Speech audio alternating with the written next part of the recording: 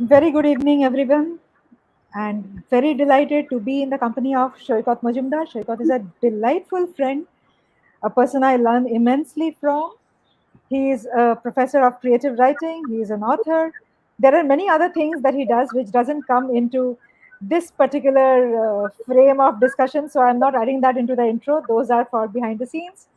But then, right now, we are about to discuss his latest book, The Middle Finger, one of my favorite things that I have read in the recent past. And there are too many things to discuss about this book. I mean, I don't know how I'll put everything, into one discussion which will probably span for a limited period of time.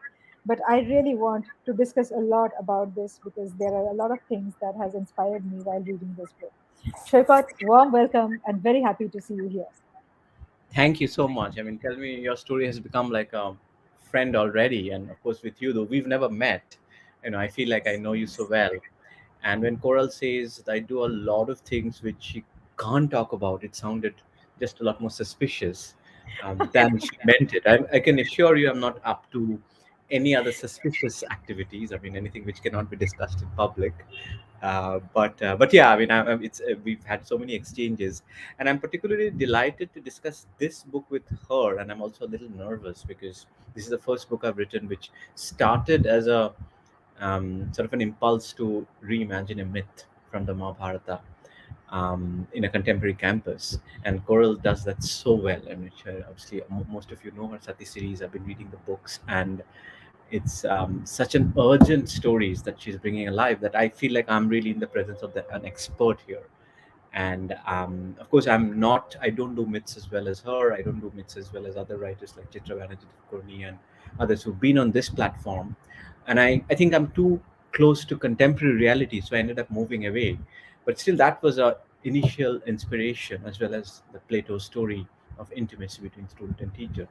So I'm both delighted and delightfully a little nervous to be talking to Coral about this. So thank you for having me.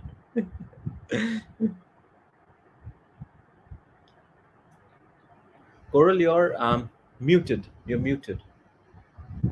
So sorry. So, I have been hearing the discussions that Shoikat, are you there? Can you hear me? Yes. So, uh, I have been hearing your discussions on the book and all the things that you cover. Usually, the kind of things that come up in the discussion of the book, the poetry and other stuff. Uh, I would like to discuss a lot of things which I think have been covered less, maybe, because some of those I really felt that they must be brought out. But to begin with, I would like to invite you to talk about the book cover, which is so beautiful and so intriguing. So here is the book, and it opens like this with a separate flap, and it opens like this. So you have this particular hole. This particular hole here is actually a hole, and when you press it down, it the woman's eyes come out. So the cover has all been designed by a common friend who is another delightful person, Pinaki. Would you like to tell us a little bit about how the first look, the first impression of the book, how was it strategized? Yeah, no, absolutely. Thank you. I guess when you have a name as rude as this, you want to be nice on the cover. But but Pinaki is again. I mean, really lucky to have Pinaki design. I think four of my book covers. My first novel, one nonfiction book, college, the Critica's Amateur. Actually, five books, Scent of God, and this one. So five of my books have been designed by Pinaki. He's incredibly talented, and I'm also very lucky and very grateful to Simon and Schuster. It cost them quite a bit, and they decided to go along with it. They felt that the idea justified the cost. And yeah, I think it's really interesting. When I first saw it, I mean, I guess after The Scent of God, which I don't have the book with me, if you've seen the cover, you know that it had a very sensory appeal. It was kind of this sensory, this boy, and I remember Pinaki told the model that go and cultivate the look of a delayed orgasm. So that face is supposed to be the face of delayed orgasm, whatever that means. And I think I think the challenge was to do something that was that was not similar. Coral, are you there? I don't see you. Are you still there? um, I don't know, Yeah. I might have. Yeah, Yes, you're no, there. you don't see me because you are on full screen. Oh, okay, okay. I thought you'd see you in a small screen. But anyway, I think the challenge was to do something different. And when they came up with this, I love the idea of the double screen. So what obviously Coral has shown you, that there's a real hole, and when you open, there's a whole second cover. There's a whole second cover you can see. So there are basically two covers. Often it's quite common to have a book with a hole, but then you just have a blank thing. But here there's a second cover. And as you can see in the cover, there's a woman here, and there's another woman in the second cover. And I don't think covers are mimetic. I don't think covers sort of imitate in sort of realistic way what's inside, but it's clearly the two female characters in the novel. And one of them is highly educated, anglophone, western educated, quite privileged, and the other woman is from a very different kind of a background, socially very different background, um, much more hesitant. And I love the fact that their eyes, there was almost like their eyes coming together. And I think any good cover tells a story. In a way, it starts to tell the story of the novel, but it just starts to tell the story, just the way a blurb tells a story. It is not supposed to finish the story, but it's supposed to start the story, and the reader, if it works, is supposed to be intrigued by the cover to pick up. And I think it starts to tell the story beautifully, that what does it mean when our, I think something like, if I might push it, if I bring my professorial sort of identity into this, reading the cover, because I can't read my own work, but I can read the cover, is that how, our eyes, how we look at the world, and how our gaze, how in this case one person's vision of the world intersects with another person's vision. And in many ways, you can see that this looks like her eye, but obviously when you open it, it's not her eye.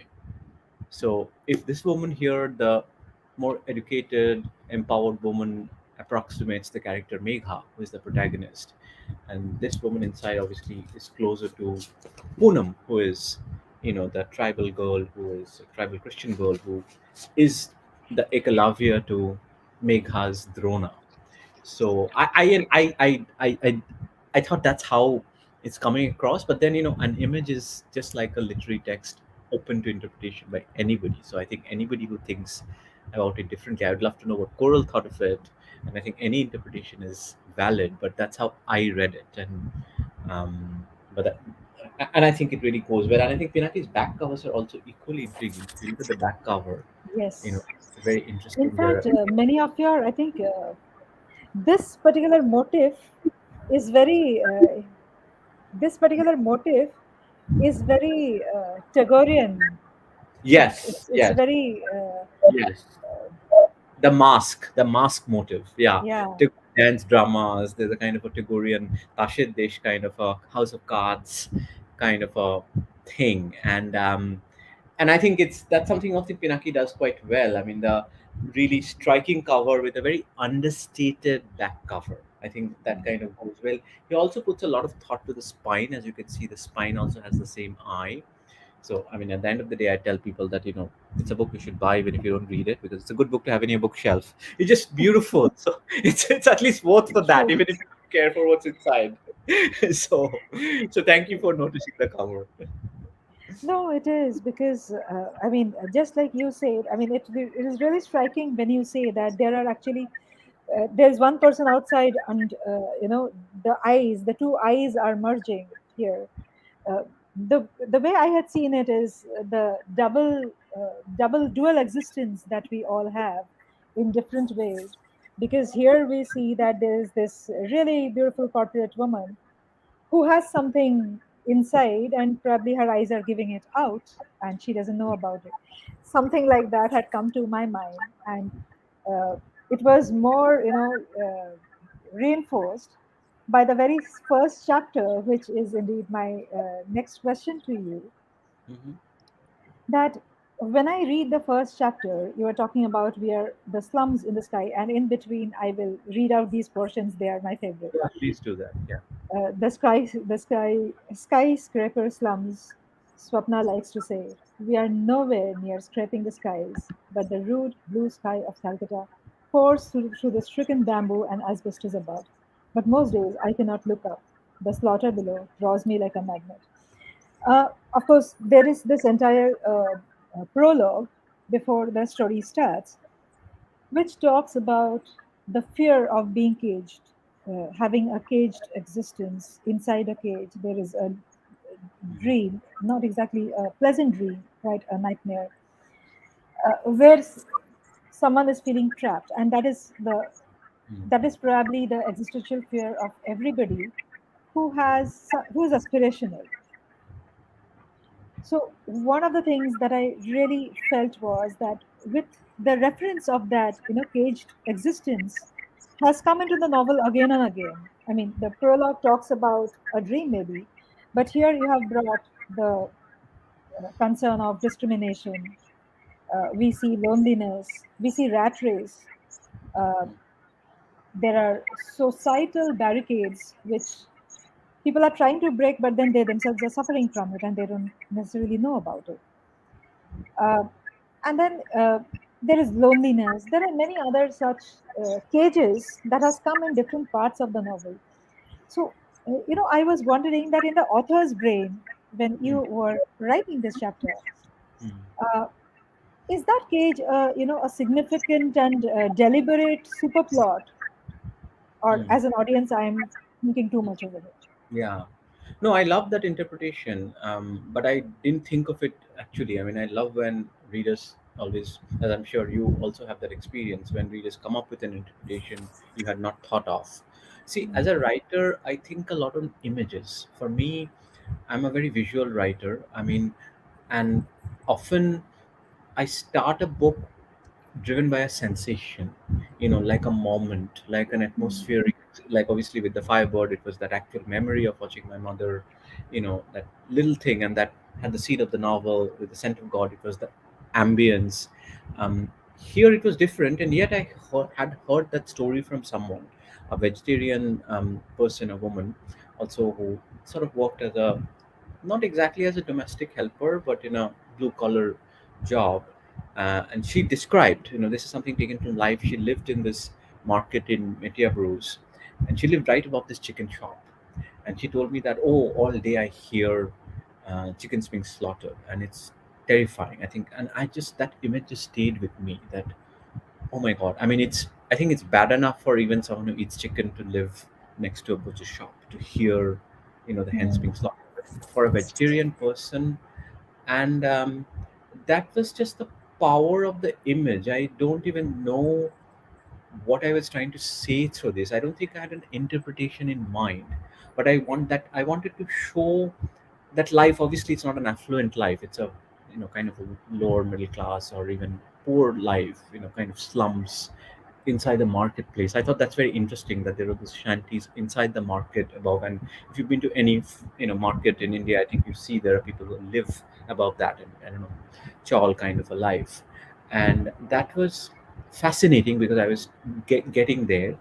But also, I think the voice was very important. See, the novel is mostly narrated in Megha's voice, and mm, that for me was a bit of a challenge because I've worked with very young protagonists before, and I'm like, oh, can I do justice to the mature protagonist who's intelligent, sophisticated, someone a lot like me, except she's a woman, you know.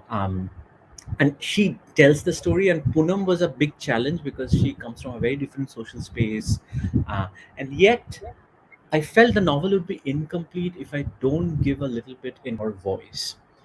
And this was very dangerous because it's very much harder. I found it much harder.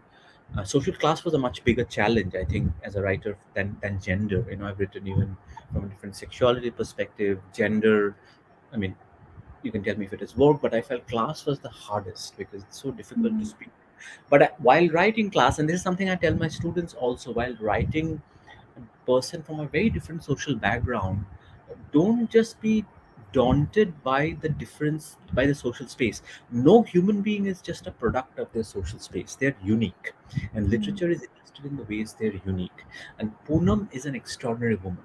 She has a gift of poetic language. Her poetic language is not the same as Megha's kind of poetic language. Her poetic language is a language of faith, a language of a believer, a language of a Christian. But there's a kind of a lyricism in that language, which um, I wanted to write some chapters. So, this chapter is one of those. There are about 5 chapters in her Mm. voice. And they are title chapters as opposed to the numbers. So I think this is called the death-shaped window, as you know. I mean, I think right in the end, I call Yes. the end of the sentence, that chapter is that, I eat meat, but Swapna's pain has become mine.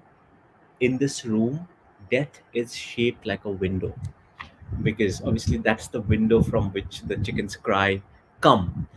And I felt that lyrical pain was very symptomatic, very expressive of of Poonam's voice. So I wanted to kind of give it that you know that that sense. I mean, I'm just trying to see if I can maybe read a couple of sentences from Yes, that, please do. if I In could. fact, you were talking about Poonam's lyricism. I found that lyricism very, very rebellious, because it Mhm. quite challenges the expectations that one might have from a person of that class. So, the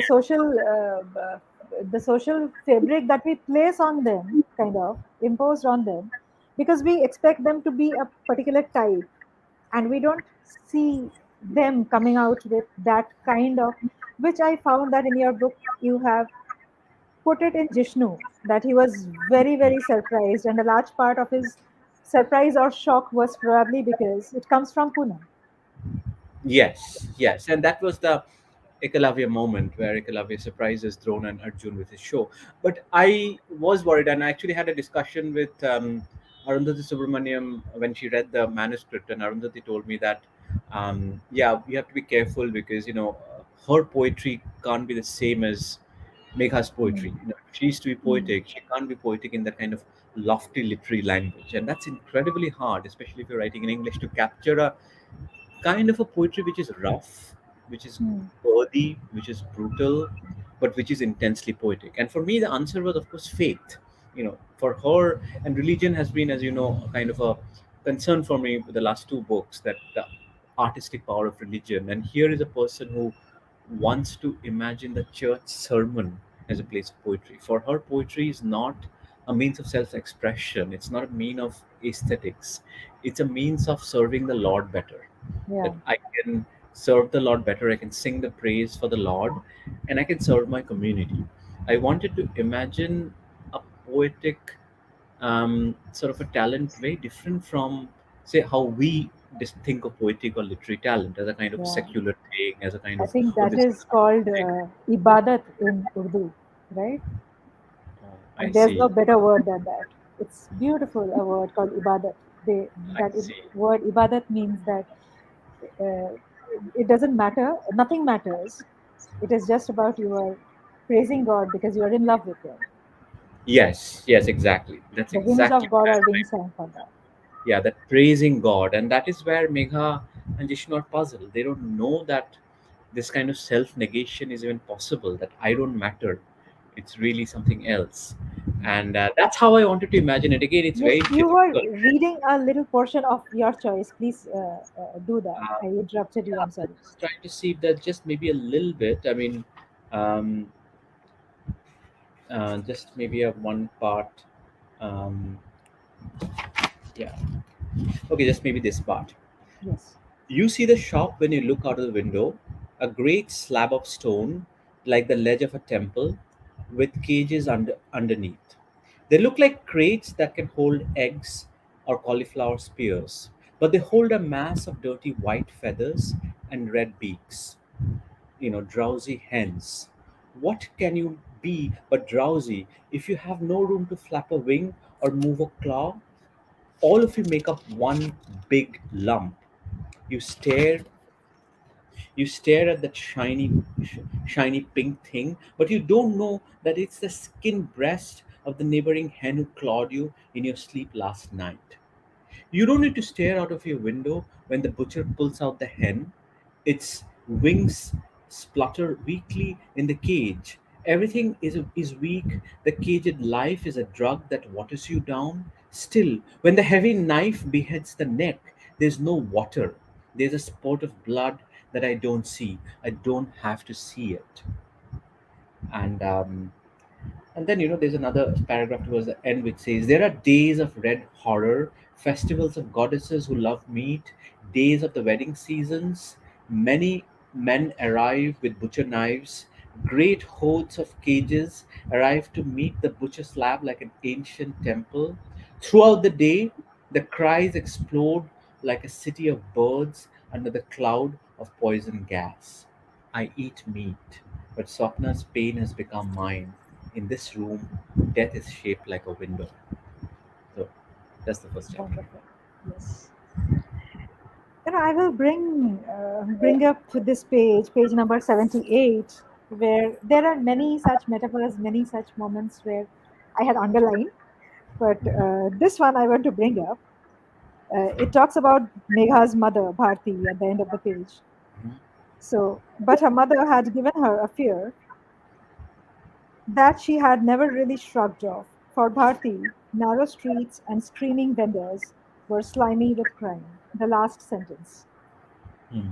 I Yeah. was intrigued with this one because, the preconceived notions through Mhm. which, the preconceived notions, though there is no apparent reason for someone to think of something in that way, but still we have certain notions, we have certain conditionings which make us feel afraid of something, and then they make us feel happy about something. It's, we can't explain it, right? So there are, of course, there are medical and philosophical reasons that are often attributed to these, which I have read a lot about. But I want to know from you that, for you, is this kind of a creative conspiracy in the thought process that you have planted? Right. No, I think, all characters, I think I find when you create a character, even a minor character, Hmm. I think you want to make them a bit gray, because I probably also personal thing, it comes to me that I don't think anybody is really evil. I mean, I know some people feel that there are people who are evil, there are people who, I think people are, there are various complicated factors. And Hmm. Bharti is obviously not a positive character. She's a mother who's basically a snob. She's a social snob. She comes from wealth, she went through thing.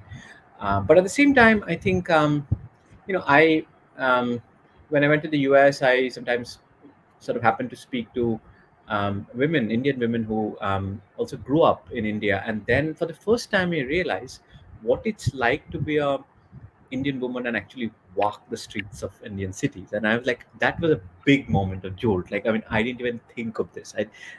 For me, it was so easy to move around in the city. I can even now. I'm in Calcutta now. I just hop into the metro. I move around even more than I move in Delhi, where my life is more of a bubble. But I can just negotiate. I never thought about these things, and then it struck me that it's very different, for a woman to negotiate an Indian city. It may be different in other places too, but in India, your sense of personal safety is something very. I mean, it was a real jolt. I moved around in all these places, whether it's Old Delhi or Boro Bazaar or Park Street, whatever, and therefore, when Bharti has this fear, it's a kind of a snobbery, a hatred for the unwashed masses, like these people. I don't. But at the same time, there is a reality to that fear, that if you're a woman, if you dare, people, your experience will not be pleasant. You will be touched, or you'll be. And so I Hmm. think that's something which I wanted to bring out, that why is she putting her life in such a bubble because she's insecure about her club memberships or whatever. That's And at the same time, I think, the woman who came out of a failed marriage, you know she in a way needed those. So I think, human frailties, and Megha obviously doesn't get along. She's much more independent. Her life is mostly about books and writing. She's a much more serious person. Her mother is a more of a shallow person. Hmm. um, And yet, I feel that, once, I mean, very drawn to characters who are fallible. I mean, this is something I tell to my a lot of my creative writing students, that human beings are most interesting in fiction when they are fallible, when they're flawed, when they are sort of always a work in progress. The gods came down in the epics from the Olympus to sleep with mortals because they are fallible. Their fallibility is their attractiveness. And I think, having written two novels with child protagonists, I know that it's beautiful to show how flawed a child is. But I think even when I wrote this, Megha, who is much more intelligent, has a PhD from Princeton, but I was drawn to her frailty. I was drawn to the fact that she doubts herself severely, that she's full of self doubt. And in the same way, I think all these characters are more interesting in their flaws than in their strengths. Their strengths are also interesting, but that peculiar humanity. So, that part that you read out, that mistrust of Indian streets, I mean, it's such a mixed thing, right? I mean, she now lives in Singapore, she lived in England for a while, and now she has left Megha with this fear. When Megha comes back to India, to Delhi, after many years, she's in old Delhi, and she's like, this experience of this crowded space is both exhilarating in some ways and fearful. And I was trying to inhabit partly what a woman might feel. Man may not have the same sense in this crowded place, but a woman would feel differently, a woman, especially from mega space. And there's this part which has been left into her, instilled into her by her mother, who kept telling her, like, don't go to these places, don't go, these are dirty places. And I think, for much as she disowned her mother's values, there are certain things she hasn't been able to shrug off. So I wanted to, point that out. So I think you pointed to a really beautiful, really important part, that all these people, even snobbery is a kind of a vulnerability. Snobbery, Yeah. aggression is a kind of an insecurity. Violence is a kind of a weakness. I mean, of course, the effects of violence are terrible and nothing can justify it. But often, and I think, as a writer, we need to see these things, that, it's not just what it looks on the surface. There's also other things inside. That's why I think, writing is a more intense form of living. We live, we see these things in our friends, our colleagues, and we realize. And then, when you write characters, I feel you need to bring these things out. Oh, philosophy says that, and I'm coming from my educational background, which is consumer behavior. During my MBA days, I used to read these, that if you haven't got something, and if there's a sense of deprivation somewhere in your mind, Mhm. then it comes back to you in some form or the other. I mean, you might just look at something pink and feel very happy about it for no reason, and you might just buy it even though you don't need it. That kind of a buying behavior happens because it has reminded you of something that you didn't get at a time when that thing was important for you to get. And the same reverse also happens. So in Bharti's life, I did see, I mean, maybe this was not in your mind, but then that has been planted, that there were certain things that have planted a gap, and she is probably measuring her world, her uh, sudden reactions and sometimes loud reactions to things are probably a takeaway from the past, from things that she didn't keep count on, but then it is a rub off. And those are manifesting in some way or the other, this being one of them. I mean, when I was, it's a very minor character, but it just felt so the way it has been put together. No, thank you. That means a lot. I mean, one friend of mine once told me that my minor characters are sometimes better than my major characters, because, I mean, I like to. It, I think a few brush strokes, um, kind of can bring um, character. And this is something, again, I tell in my creative writing workshops, that, there's no point giving biographical comprehensive details. Things, give one or two things. That shirt which you, no point describing somebody's dress, describe the coffee stain in the corner, describe a fear, describe an irrational fear. And it's quite amazing how much that leaves an impression. That And you're right, I mean, Bharti is someone I want people to feel divided about my characters. I think when you can make up your minds, when you can judge them, they're less interesting. I want people to say that, oh, it's very interesting, but I don't really know how to respond to her. I mean, sometimes I feel so infuriated by this character. Sometimes I feel just love. I think that's how our response to life is, isn't it? I mean, we don't know. I mean, it's not so simple to just. I mean, and the people we love the most, we also hate them the most, because because our. I mean, we you have to love someone enough to hate them. So I Yeah. think our responses are so mixed up. So and I think fiction. I feel at least when I write, I try to bring that alive as much as possible. Okay, I bring you to Jishnu. There are quite a few things that I have observed about this, and in the book, this happens to be one of my favorite characters, other than Rodi, where I'll bring you shortly. Uh, Jishnu again appears for less time, and I just love the way you have explained his state of mind with certain things that are happening in his life. Page 132, this paragraph. For all his complaints, he did rather well. He took a range of courses, the sullen modernities invoked by a famous anthropologist of sub-Saharan Africa, a computer-mediated linguistics, a class on Suzanne Sontag by a polemical lesbian critic. He attended a talk by a famous Irish novelist who spoke about a painter who lived on a remote Mediterranean island and after a whole day of painting went deep sea diving in the late afternoon and saw colors no human being could create. This is quite a long sentence, and I could just, feel that someone, I mean, I could see the film.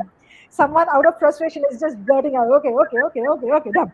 You know, it created that kind of a impact when I was reading it. That okay, he is going through things that are very impressive, very impactful. His CV will be full of stars. But then the boy, somewhere he was probably looking for something else. Is that the idea of this kind of things when it comes to Jishnu? Definitely Right. not a very, Dudbhat kind of a character.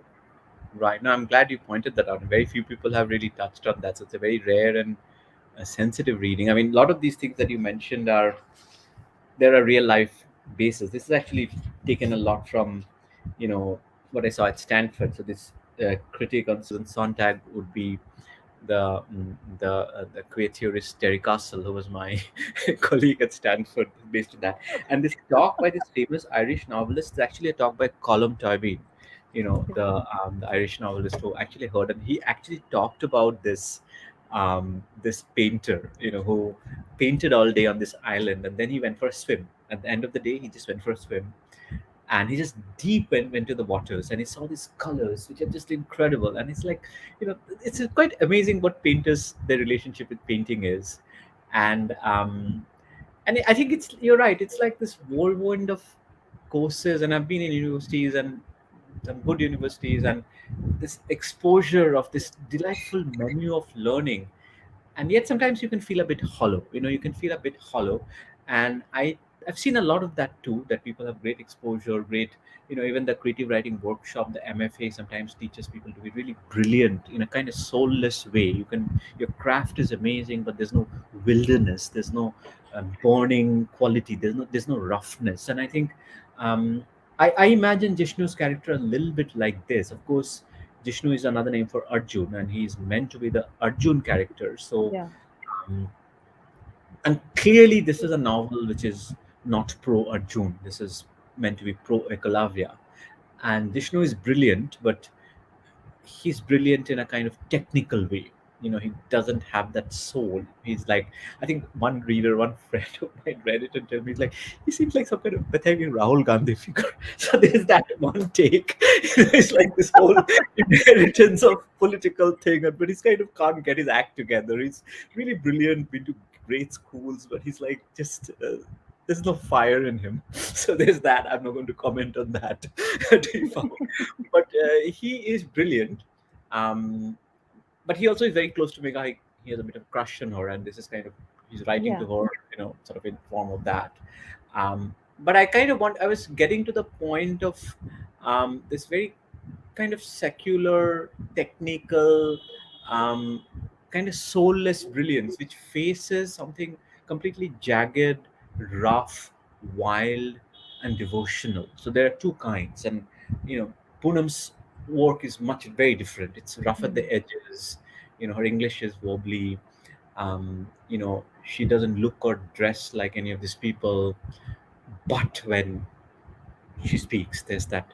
So I think I'm building up Vishnu to be that character, that he's at the best exposure, he's very smart, he impresses Megha when they first meet in Massachusetts, in Wellesley. um, and yet it's kind of amounts to nothing, in the end. And he facing, you know Poonam, he feels that exactly how Arjun felt when he saw Ekalavya's work, that, oh God, everything I've learned is of no use. So yeah, that's a good passage to look at from that Yeah, perspective. when I was reading, I felt Jishnu, just very rightly, as you have said, that his education is far more technical, or his approach is far more technical. That is very much a embedded thing about Arjun and Ekalavya in the mythological context also. Because you see, Arjun is a victim of the system. Maybe Hmm. victim is not the right word, but he is in a system. He Hmm. might be opposed by the system, he might be attacked by the system, he might be running away from the system, but then he is a part of a system. He cannot cut that umbilical cord. Hmm. That way, Ekalavya is far more free. Hmm. So, Ekalavya's learning will be much rustic compared to Arjun's step by Exactly. step, Hmm. but then Ekalavya would be a far better risk taker probably compared to Arjun, because Arjun will try to, use that conscious brain to think that, what can lead to what. And that is sometimes it draws you down. So Hmm. in Jishnu and Poonam, I really saw that difference where Jishnu is a part of the system, and there are times when he doesn't like the system, just like this one. You know, he is happy with his achievements, maybe, but then Hmm. he doesn't have the freedom to do things that he wants to Hmm. totally, which Poonam is far more free to take it or leave it. Yeah, absolutely. That is No, very fascinating. they have the conversation towards the end, and I think he's wearing this. His uneasy lies the head that wears the crown. He has this heavy crown of political expectation that he will take on, and that again, I was kind of doing the mythological thing that you can't escape. You're a prince. You're trained to be something, but yeah, that rawness. I think we see that even every day as teachers too. I mean, especially when I teach at a place like Ashoka, where you see students from a certain kind of a school, they have this certain kind of a polish, especially when it comes to things like literature and creativity, the way they speak, the way they sound. And then you see someone who comes from a more rural, or less provincial, more provincial place. They speak English differently. They're hesitant. Their dress is different. Um, but you see a spark. You see, there's a way in which they relate to imagination, which Yeah. is very powerful. Doesn't go together. Sometimes that spark can belong to somebody who's polished, and somebody from provincial background can also be dull. But I'm saying, when you see um, that person without that legacy having that passionate relationship with literature, the first thing they think of is that, how do I teach this person? Because this person doesn't share my language. This person doesn't probably know most of the things I want to talk about. And yet there is a powerful imagination here. There's a very powerful imagination here. Maybe it's more rooted to the vernacular, and that helps me, that I'm also Mm-hmm. very connected to my vernacular literature, which is Bangla. I may not know other vernacular literature, but I have that sense of connection. But how do you bring that out? And I think that's when Megha meets Poonam. She feels daunted by her, that, oh, she speaks English with this accent, and I can never teach someone like her, because she probably just wants to learn English to get a call center job or get married or whatever. And I have nothing to do with that. I'm this Princeton PhD who writes poetry, so I can't deal with that. She's not a snob per se. She's a liberal person, left leaning person, but she feels, which I think a lot of us felt, that when you meet a person like that, you feel like kind of a sinking feeling that, oh, I'm sorry, I can't help you. You're just an alien. And she feels that. Obviously, you can't actually act like Drona and say that, oh, you are not born of this social caste among people. That doesn't happen. But caste, of course, has transformed itself in a way of being. in a way of talking, in a way of speaking. And these caste markers are very much there. And that is what she's daunted by. True. Here I see Jishnu and Megha in Jishnu and Megha's conversation, the Twitter moment that happened between them. Then there's a hesitant friendship. There's a lot of care and appreciation, a little bit of romance, a tinge of romance somewhere. Then there's a solid connection between the two. There's awe in Jishnu for Megha. There's innocence. I see a dialogue like this: tell me what to do. I miss having you around. Today in India, do you, I mean, as a professor of literature, do you think that students have come to that level where they can say this? I miss having you around. It could be very, very a natural instinct for someone to say so because teachers are more precious than parents sometimes. Right, that's a great line that you touched on. I mean, it's part. I didn't show the. I forgot if I show the whole letter or is it like it's a WhatsApp conversation. I'm forgetting what it was, but 134, page 134. I mean, I think yeah. I mean, yeah. It's kind of. I think it's kind of goes in and out of direct and indirect speech. I mean, it's like, he's Yes. mean and he knows it. Jishnu wrote. He's talking about that novelist, which is kind of partly modeled on Yeah. Column 13, and he really cares. Tell me what to do. I miss having you around. And yeah, it's you're right. I think this is when it's couched as I miss having you around for advice. I mean, I don't know what to do. If you are there, I could just walk into office and just ask you, oh, what should I do? And you're not here. So um, and yet, when you take that sentence by itself, I miss having you around, it means something different. So that's why they're not separate, they're together. Tell me what to do. I'm confused. I mean, he's also trying to find his voice as a writer, his vocation. He's doing quite well in some ways, but he is looking for that from her. So I think you can interpret it as miss having you around as an advisor, as someone to seek advice from. Um, but it's also clear that he has um, kind of an attachment to her, which is not just, that's again the whole Plato myth is there, that he's a bit in awe of her because her poetry, her Yeah. stuff, and there's a bit of a crush even earlier on. I think when he goes and sees her in her office, he says certain things and she's very dismissive. She's like, oh, come on, get a grip. I mean, she's like very sweet, but she's kind of just doesn't want to have any of that. She's like, oh, get a grip on yourself or something. She's like, oh, don't she's joking around and all. And I think that's also where I'm trying to show Megha is moving away from a certain model of masculine brilliance. I mean, she thinks Vishnu Hmm. is very smart and all that, but she's slowly getting disenchanted with that kind of a thing. At the same time, she's not ready for Poonam's kind of brilliance yet because she also doesn't understand that. But I think if there's a progression in the novel, it's her moving away Hmm. from that masculine brilliance to a kind of that rough, um, religious brilliance that exists in a woman. And also, obviously, there's slight touch on the question of sexuality because, you know, um, I mean, she was dating a man initially, or she dates a man. Again, that again goes down south because the man is kind of aggressive and cocky, and he works in Wall Street and all that. And then obviously, her relationship with Poonam is also gets progressively friendly. I mean, I don't think Hmm. there's anything more here, but there's promise of more. So I think this moment with Jishnu is an indication that Jishnu wants an attachment with her, but Megha is just doesn't find him interesting enough, or I mean, he finds him interesting. She sees him for what he is, that technically brilliant, Hmm.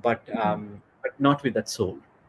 So, and I think it's important for Megha because Megha herself has been taught to be technically brilliant. She comes from the kind of education Yes. that is valued a lot. But life just throws her into with a series of people, a kind of an experience where she comes to see that there's more in art than just technical brilliance. That you know, brilliance in art come from those who are technically clumsy also. And I Yes. think it Yes. takes, once I always think of someone like D.H. Lawrence as opposed to someone like Joyce. Joyce was so technically brilliant and beautiful, and Lawrence is full of kind of bad sentences. And Lawrence is like shows that. one has to be a great writer to be able to write badly. you know, really great. You're not always worrying that your syntax is perfect. And obviously, again, I'm not comparing. Lawrence is actually a very sophisticated writer in every way, but I'm saying, when there's that kind of a soul, you can afford to be rough on the edges, Hmm. and that is what Megha is moving towards, and Jishnu is obviously on the other side. So, Right. I will come back on this particular point. But since you ended this with art, one particular point of the book, chapter 14, page number 119, I really loved beginning this chapter. And then I felt that, why did it end so early? I mean, it should have gone on a little bit more because it was giving me every kind of imagery in my brain. mm, Here you talk about Rory and mhm, his role as a dancer. And it reads like Rory looked vulnerable, a terrified prey. He was naked, but for the mhm, jewelry on his upper body, for the bright yellow dhoti. But he did not look naked. He looked like a temple deity who had come mm, to life.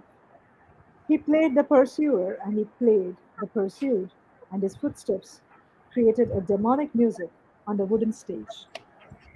Now, mm, when it comes to performing art, mhm, I was just yesterday in a workshop, I was talking about this, that between performing art and fine art or any other kind of cognitive art, uh, mm, of which you and I are a part of, uh, our expression is probably a lot more within. It comes from some kind of withdrawal, some kind of self introspection. But when it comes to a person whose sense of whose art is about expression, and that person uses the body to uh, show the art, tell a statement, talk about something, emote something, there is a huge energy that is very visible, mm, right? And comparatively, for authors or for painters, we have to probably cocoon into some kind of isolation because we need that space. I see that. I mean, this particular paragraph, you have brilliantly brought it to this particular sense of it, where you say in page 121 that where they are talking about Megha's poetry and how the poetry has been converted into the dance form. He says something like this makes you realize the limitation of words. There are things the body can do that language cannot. This is not a question. This is something that I would like you to deliberate a little bit. yeah. Is No, brilliant.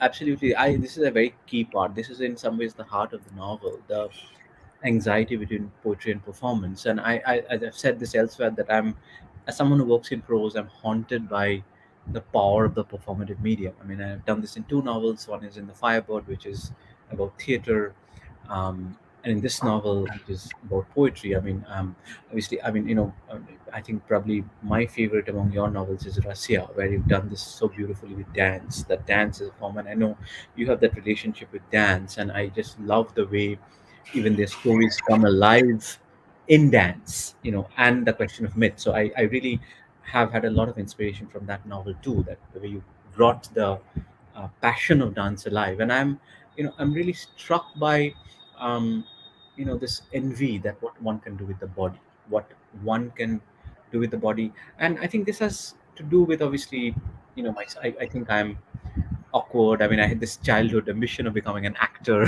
maybe because, and that obviously, I mean, at the same time, it was, kind of terrifying because it's much safer to read and write because it's more respectable, it's solitude. And I've sought that place. And I think in many ways, I had that anxiety. And then I think when I started teaching, I overcame that anxiety because it's also kind of a performance, but you're really passionate about what you're talking about. At least that gives you a rootedness. I still, every time I watch up my video, I'm like, oh my God, that's terrible. Why was I blinking like that? Why was I? I'm not one of those graceful, people who are much better. But I think that's what comes out. I think that sense of the body. And I think we also live in an education system where we are told that the body doesn't matter, it's the mind. It's all about the mind. And prose especially, which is product of this enlightenment, solitude, printing, isolated readership, middle class, um, whereas of course poetry and dance. And I mean this, I'm really glad you touched on this passage where her poetry is actually being reimagined in Carnatic music, and the scene is that where nobody's uttering the poem, he's just dancing, and she's sitting in the audience and kind of imagining, oh, this is that poem, this is that poem. And Hmm. sometimes she's wrong, so I'll just maybe read a couple of Yes, examples please. of that. A pale lizard chased a brown roach. The roach fluttered its wings, a dying flirtation. A snake eyed a green leaf till the leaf sprouted into a greenish yellow bug willing to be eaten. There was thunder on the stage. Rory was a demonic. Rory was demonic, and then a shy teenage girl. Spit flew around in a train station. Spit that chased people like winged ghosts. People who chase spit, crazed with thirst. Black teenagers in a beat up car, packed like canned fish. A man throwing a glass of wine at another man, straining his shirt. A man walking through a rough neighborhood, you know, um, um, ice in his loins, at the voice of the men around, singing and drinking. So these are the things which obviously are in Megha's poems, and these are poems about racial experience. And I think he chose poems where the racial experience is also sexualized. So when you're Hmm. kind of looking at somebody from a different race with sexual expectation, or you're dating, and that kind of dance, I somehow imagine that mating dance which bees do, and she captured that in Carnatic music. And this is all imagination. I don't know. I mean, I have probably taken inspiration from books like Russia, or books about theater performance, and all of that I've seen in life. And I kind of came up with this imaginary dance expression. There was, when the Scent of God was being launched, one of my colleagues at Ashoka, Justin McCarthy, who was a dancer, he was doing a kind of dance interpretation of the book. We didn't end up doing it for various reasons, but he was doing it. He was a noted queer activist as well as a dancer. So I've always imagined what happens when literature is cast in dance. Obviously we talk about literature being cast in film, maybe in theater, but what happens when literature is cast in dance? I mean, that's something which you know much more about. So I'd love to hear you say something about it. Because this is what I'm trying to do here. Words cast in dance, and soundless dance, not dance with lyrics. But can you really? It's a kind of translation, isn't it? When you take Yes. language and interpret it in dance, what are you doing? What is that you're doing? Is it even doable? Right? So, No, these kind of challenges I have seen the mastros doing it. That they one person will play maybe the sitar, and there Zakir Hussain is sitting and playing the tabla exactly, taking out the same beat, redoing the sound of sitar with his tabla. I mean, mm, you just see the carbon copy of what was played in sitar and what is played in tabla, and Zakir Hussain is doing it, and in a signature style, he is just moving his head and telling, kind of challenging people that okay, give me more. Uh, mm. you know, that is probably something that, I mean, it's a rivalry. It's a beautiful rivalry, and jugalbandi at the same time.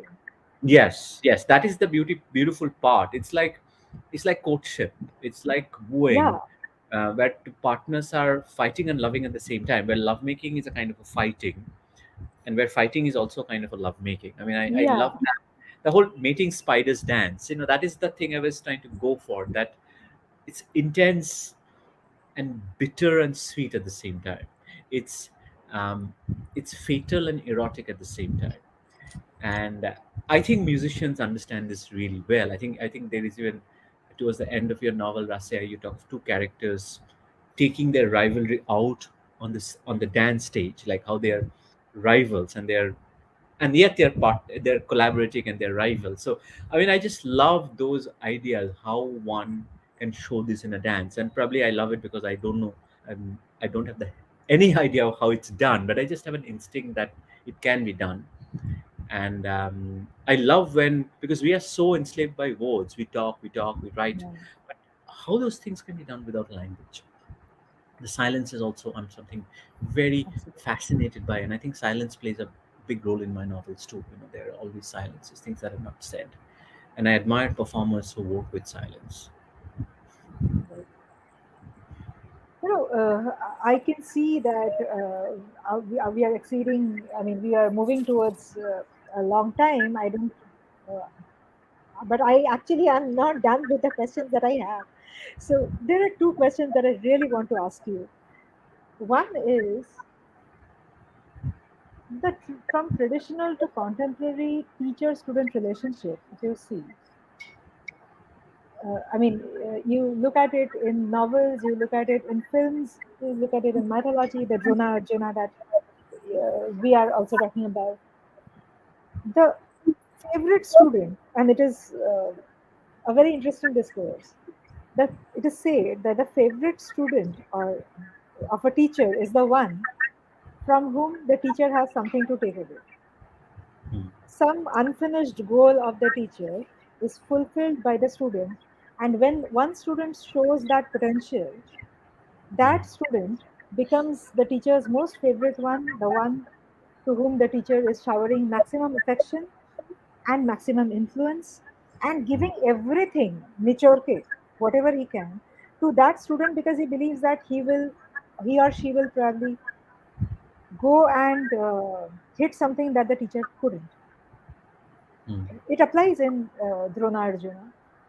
It applies in, say, even, I mean, if you see all those famous films which are based on teacher student, be it Chak De, Hmm. be it that Sala Kharus, it was a film by Madhavan. Hmm. Many such films are on that theme. And here I see in Megha and Poonam, Hmm. Jishnu is a great student. But as we have just discussed, that somewhere Megha is not finding that kind of comfort, that kind of attachment, or attachment is probably a wrong word. She is not being able to invest herself to that extent, which she Hmm. does for Poonam. Towards the And end, I yeah. was, yeah, It's and time. I just started wondering that is it something that falls into that routine where Poonam's success will probably give Megha a lot more satisfaction than Jishnu's would because he is from a privileged background and she is not. Hmm. Would you like to talk about this? I mean, it may No, not have occurred to you, but right. that was the way I had read it. No, this is such a huge subject, and I think it's not limited to the university at all. It's limited. Yeah. It's mentorship is something which is there everywhere. The corporate Yes. world, mentorship is important. It's immensely important in politics. Politicians take on mentees. You make your career through being mentored by an older politician. I think in every sphere of life, even in trade, you're apprenticed. So it's extremely important to be sort of mentored. And I was actually thinking more of something like the Gurukul tradition, which I've spoken about. That this whole idea that you live with a guru, you work with them. I think this kind of mentorship is now alive, not in the university, but in the performative arts in India. And again, something, Coral, I know you know much more about this than I do. That Indian classical music and the world of dance is very feudal, from what I understand. That, and very dominated by bloodlines, or if you're Mm. married into a family or not, or you're somebody's pupil and you sing like them. I think we come from a tradition of teaching because we are trained in a Western system, and I spend much more time in the West. Is it secularized? That sort of a feudal element is taken out. Even Western musical centers of observatories are not done in the kind of feudal way it's done in India, the Banarasi Gharana or whatever, that kind of very localized tradition. It's not quite like that. It's much more secularized, I think, in the West. And I think our training is, of course, from that space. Even though I'm Indian, I think certainly Indian universities are British model, and then I studied in the West. So for me, I have always been very uneasy about that kind of having a favorite student. I've had many really smart students, and by now, some of my students are also launched their own careers. I had PhD students, really brilliant people, people who've written so well. Um, but I think in any kind of public space, I'm very careful about um, sort of showing like things like when you're. I mean, just recently we had this discussion about um, giving the best thesis award, and we all have to nominate, and two of my students were actually nominated. But I'm very careful about, okay, I'm not going to push for my student, I'm going to. And I think mentorship is something which fascinates me because different people have different styles, and there's some even professors with the university setting which I know who will kind of take control of their life entirely. Like, I will be with you, I'll sort of support you, and by the same token, I'll make sure what you eat, what you wear, whom you date, everything is. And I'm like, oh my, that is not something I can do. I mean, I'm like, my approach is a lot more secular and detached. I mean, I love doing your work, but that kind of control is like, that's amazing. And I think that's a different style. Those mentors sometimes do a lot more, but I'm a little more detached. I think my PhD advisor was English South African. He was based in England, and he was very chill, very relaxed person, and I love his style, and he's still there. I'm in touch with him, so I think a lot about different mentorship styles, and and I think this came out of that, of course. And what is the limit? What is the limitation? How close can you be to a mentor or mentee? It's okay to have coffee. Is it okay to have beer? You know, is lunch more appropriate than dinner? So all these kind of things, and I think sort of questions come up. Um, I think a very interesting relationship where there's a lot of spark. It's very personal, and yet, of course, there's a power relationship which needs to be kept in mind. So that is something we need to be responsible about. Um, and and yeah, there are many ways of doing it. But I think again, I'd love to at some other time. I'd love to hear more about what you've experienced when it comes to dance, when it comes to music, because I think that's where mentorship gets really intense. And Yes. so much of it depends on it, because in many ways you see yourself being fulfilled. And I am actually, even when it comes to writing, I don't feel flattered when a student or a literature student speaks like me or writes like me, because I think I want them to find their voice. I don't You feel. get more angry rather. तू मेरे जैसे क्यों बात कर रहा है? Yeah, I'm like, I get a bit creeped out when somebody just talks like me. I'm like, you need to find your own voice. I understand you. I've told you these things. I understand all of that. But just talk like yourself. And eventually they do. So thankfully, yes. So, Shoikat, one last question, which I feel is a very important question. Your books, two of the books that I have read of yours, these two have touched upon the queer life, and I want to know that is this your area of study, or is it just a deep observation that you invested yourself into such books where uh, you spoke about the intimate uh, physical preference of people. Also, I wanted to ask that you connect beautifully with this world, though you have a different world of your own. So I had been wondering that is this a manifestation of the creative instincts that can sensitize and break barriers, uh, be I it love writing in the voice of a woman or the homosexual relationship? What is it for you? I love the way you ask a politically dangerous question in incredibly sensitive and sanitized language. I love that. You're a diplomat. You're a great diplomat. So that's brilliant. Absolutely. No, I think you're right. I think I quote a friend of mine, Costa Bokshi, with whom I was in conversation at Jadavpur, and he really, I and he told me something interesting about the word queer. And the word queer, according to him, is like, it's not a binary. Obviously, I think queer theorists know this quite well, but I was talking to him about this. It's not a binary of it's straight and queer. Hmm. Queer is anything that is not just straight. So that opens the spectrum vastly. It Yeah. really opens the um, kind of spectrum really widely. And I think I'm interested in that. I don't think it's about gayness or gay or lesbian. Uh, that's what that is obviously part of it. But I'm interested in the vast spectrum that exists outside the kind of capitalist heteronormative marriage kind of a situation. Even marriage is kind of very gray things inside them. It's not that they are.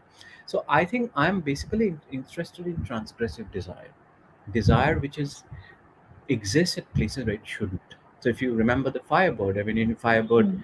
child Ori has clearly a kind of an Oedipal connection to his mother, and he's possessive about her.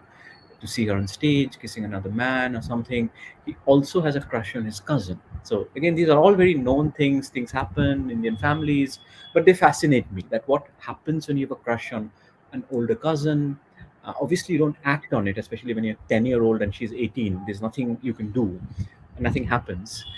But you hate your boyfriend, you try, and all kinds of things happen. And in turn, the cousin has a kind of an admiring crush on the mother, who's an actress. So there's various currents that exist in life, that various admiration things. Of course, Scent of God is the most obviously gay book, where clearly, even though the boys Mm. start by exploring an uncertain sexuality, it ends by their knowing very clearly what they want. In the middle finger, I don't think that was possible, because uh, with these two women who are getting increasingly closer, um, i I don't think I could show a real intimacy. Another Mm. interviewer, or HT, asked me this question, Chintan Girish Modi, that why not you put in a queer novel. This is also a queer novel, but here it's so understated. It's not. I think given their social division, it was not possible. So the end of the novel, some people say, feels like the beginning of something. Like they kind of come and spend time together, and who knows what might happen. So I am very in, and of course there's this other transgression here, that it's a power relationship. I mean, she's not quite her teacher, obviously, in an institutional sense, and yet she becomes a guru. And yet what happens when a guru and a, and a student develops a kind of a bond which is clearly heading in a different direction. So I'm very interested in all these transgressive kind of desires. I'm just started working on something also in the same vein, that, and I don't know why. I think I don't think I would. I mean, it's not so much about writing a gay novel or a lesbian novel, but queer novel, transgressive novel in the most widest sense of the term. So that is something I think that continues to be an abiding interest for me. Desire, basically, where it shouldn't exist. Desire of Mm. the kind which shouldn't be there. She's not acknowledged by society. That fascinates. That's actually a dangerous kind of desire. So that Yes. fascinates. Okay. Shaikat, we really, the time flies when we talk, and I hope I will have more opportunities to talk about the middle finger and your other books in future. Uh, Today, I don't know from where the last 1 hour has passed, but I have learned a lot from you as usual. I enjoy talking to you. Enjoy hearing all those places from where you bring up your creative insights, your all those places that feed into your creative form. I so much enjoy hearing this, and today was no different. Just love the discussion, enjoy talking to Thank you. Thank you so much.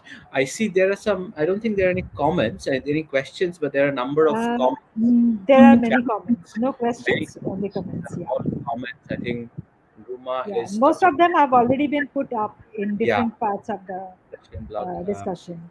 Yeah. There are So comments about technical knowledge surveys, and Dia is yeah, talking about the poem. I think so. I'm. Thank you for all these comments. Thank you for being there. Thank you for participating. I'm really always moved when people join in this way, oh and yeah, it's a pleasure to talk to you, Coral, because you and I think have a lot in common as writers, because I think the interest in myth, the interest in performance, which I think is going to be an abiding theme for me, and desire. Well, let's see about that. Looking forward to reading Draupadi. absolutely. I hope there is some litmus Incendiary where of they put us in the same bracket yeah, when we get to meet. of the Sati series. So thank you for hosting this, and it's always such a pleasure, to be back to tell me your story. So thank you all. Thank you so much. All you Thank you. guys, stay well, and I look forward to join you again some other discussion, some other time. Thank you so much, and thank you for being Bye there. Bye bye. bye.